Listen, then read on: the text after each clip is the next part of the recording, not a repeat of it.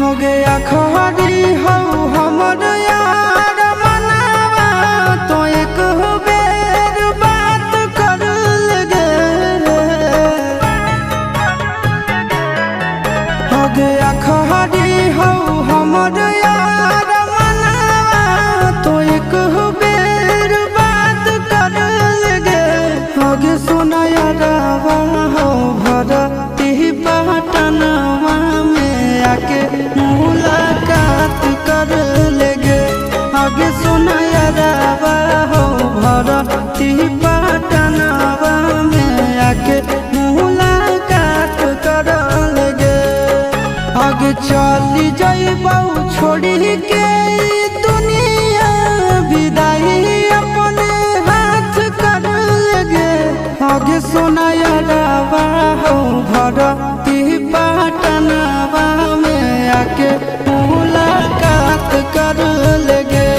आगे सुना यारवा हो भरती पटनवा में आके मुलाकात कर लेगे।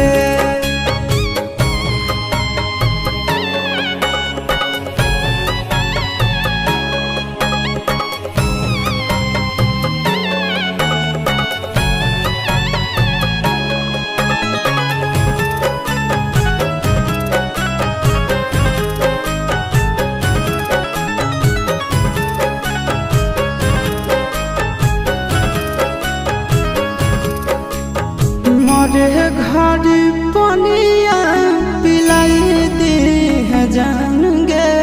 कफन ओढ़ाई दी है टूटत ही जब प्राण गे।